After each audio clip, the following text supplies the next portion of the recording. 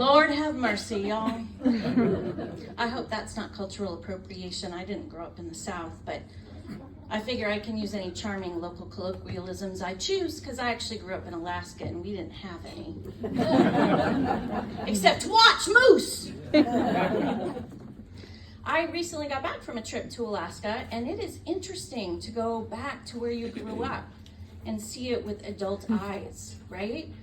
I went back there and wow, it is a land of contradictions. The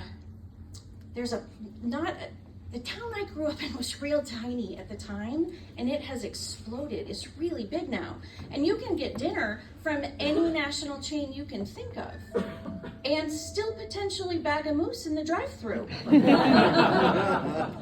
I mean, the airports are real different. You know, at PDX, we've got the carpet, we've got pals, we've got the fancy restaurants, the mock food trucks.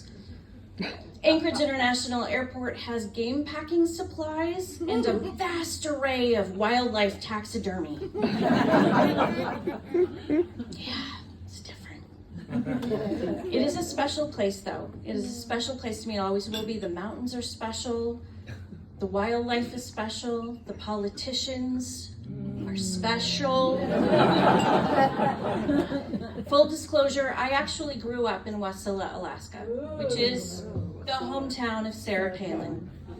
Yes, and I could not see Russia from my front porch, but I could see a whole lot of redonkulous. And only in Alaska, I swear, only in Alaska would you find what I found when I was there this year. Right across the street from the hospital, the Cannabis Barn and Birthing Center. I mean, maybe it's handy, like either, you know, like maybe the baby's presenting breech, or you've got a touch of cannabis psychosis. Either way, you just go across the street. That is a true story. The picture is on my phone, and for an additional donation to NAMI tonight, I will show you the picture. Cannabis Barn and Birthing Center. What else do you need to know about me? Well, I think it's important that we all choose to be politically correct, because I think it's important that we are respectful and tolerant of everyone. And I practice this. I am respectful of all beliefs, of all lifestyle choices. You know what I mean, right? Mm-hmm. Introverts. That's a lifestyle choice. I don't agree with it. I don't understand it, but I respect it. I've got friends that are introvert. I do. They say they were born that way. I do. I've got a good friend that's introvert. Her name is Shelley. Sarah. Susan. I don't know. She's really quiet. I love that joke because maybe it makes you a little bit nervous, although not as nervous if I hadn't gone right after Kelly. Maybe it makes you a little bit nervous, right? You thought I was maybe talking about that other lifestyle choice. But I wouldn't joke about that. I can't even be open-minded about that one. Morning people? That's just wrong. You have a choice. You could be sleeping like God-fearing people. Everyone knows that 6 a.m. is Satan time. One of my foundational lifestyle choices has been parenthood. Yeah, parenthood. And just trying to figure out parenting. And you know, I remember when we were first preparing to be parents, and we did everything. We read all the books. We read What to Expect When You're Expecting. We read about birth plans and nap times and breastfeeding, and we did not find any chapters on what to do if the baby grows up to have depression, ADHD, anxiety, or suicidal ideation. There's no chapters on that. That's a real letdown from the baby industrial complex. We even interviewed our pediatrician. Weren't we adorable? I was pregnant with our firstborn, and we interviewed the pediatrician for the honor of working with our family. That's what the book said to do. So we interviewed the pediatrician, and we asked him, what's your approach on sleep schedules? What's your philosophy about breastfeeding, circumcision? We didn't know. We should have asked him what's his approach on prescribing antidepressants, and does he have a solid mental health network of referrals? We didn't ask that question. Instead, my husband and I asked the big question. The question that had been weighing on our hearts and minds. Doctor, we asked breathlessly, Doctor, what determines if the baby is an innie or an outie? Is there a cheese I need to avoid? Or we're an innie family. That is our culture. That is our lifestyle choice. We have no outie babies. Now don't worry, don't get nervous, y'all. I'm not going to ask the outies in the crowd to raise your hands or anything like that. I wouldn't do that to you. Your lives are already too hard.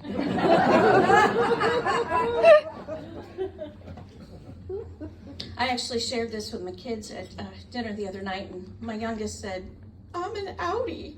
And I was like, whoops! Sorry, honey. Yeah, so we asked him about that. He didn't leave us. He didn't tell us he was going to fire us as patients or anything, so that was good. We did try to determine our parenting philosophy, right? You got to figure out your parenting philosophy, and there's helicopter parents, right? There was a helicopter parents that a little too close to everything, a little too close. Now there's lawnmower parents, lawnmower moms, like plowing ahead, mowing down all the obstacles in front of their kids. I don't think that's good for our kids. It's making them too dependent on us. They're not reliant on themselves. So I'm doing it right. I'm making my kids reliant on me by being erratic and occasionally irresponsible.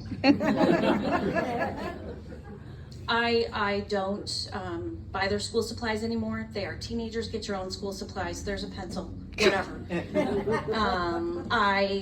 I hate to do homework with them, and I'm generally asking them to help me find my cell phone because I've left it somewhere lying around the house.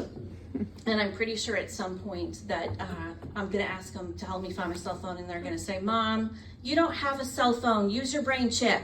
I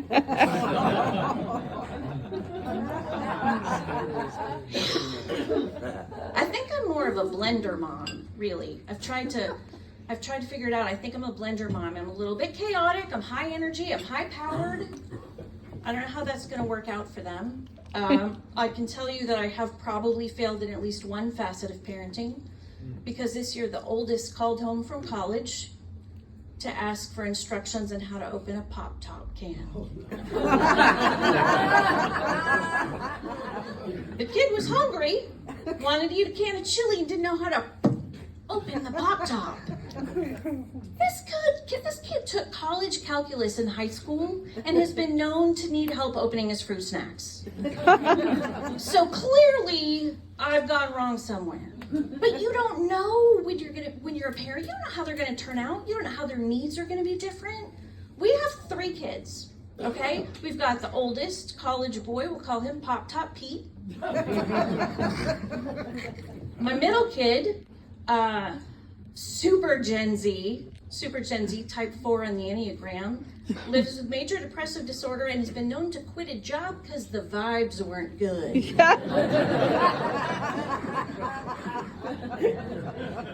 And then there's the youngest. That one's still in high school and seems to be okay, like an athlete, Boy Scout, overachiever, but I don't trust it. I don't trust it, so I stand over that one every night and I pray. Please don't be a meth dealer. Please don't be a meth dealer. Please don't be a meth dealer.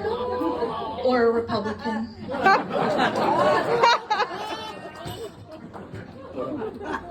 You gotta take it to the Lord sometimes. Shared that also with my kids last night, and they said, Mom, it's like Oswego. He'd be a cocaine dealer. We have classier drugs. I said, not helping. This is not helping.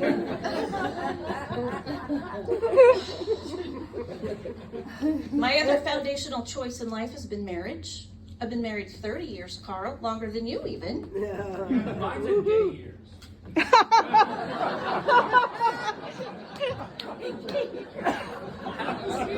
I do not know how to do that math. I will not try. My husband and I are really different. Really different. This may not surprise you, but I am a rather exuberant personality. I like to embrace life's possibilities. My husband's a little bit more reserved and measured in his approach to life. He just needs one pair of shoes. One pair of shoes. He's a shoe monogamist. Because he's only got one pair of feet. Why be wasteful? You don't need that. If he wants to boil water, he's going to set it to 5. It'll get there. Eventually, be patient. I'm going to turn it to 11. Do not let this man reheat your leftovers. Don't do it. Lukewarm is fine. Don't be so demanding. Hot food is for showy people. That's what I got. I got a guy who likes tepid food and one pair of shoes. Are any of these make it or break it issues? They are not. They're not. But I think the last few years has been so full of what has felt like make it or break it issues that all of the anxiety and the frustration and the irritation and the depression has been intensified, right? Everything just feels so much more frustrating. So you go to maybe someone like Brene Brown, for instance, a motivational speaker. And what is her advice? Well, Brene says that we need to make room in our lives for the grief and the loss, the pangs of vulnerability and the uncertainty of what comes next. Hi, Brene. No, thanks. That sounds gross. I'm going to stick with Netflix, Cheetos, and Ding Dongs.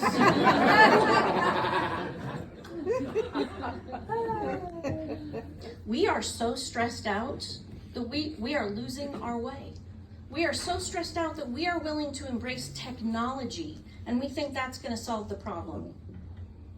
Artificial intelligence. Everybody's been talking about Chat GPT, but that goes for mental health as well.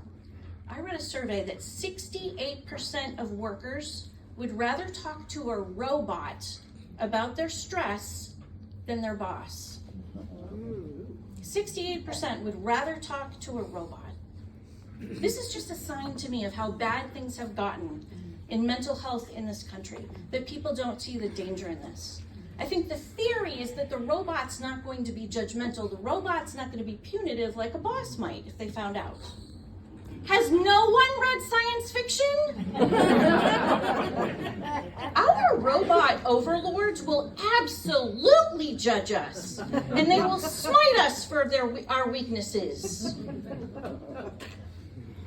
That is my time. Thank you for supporting NAMI.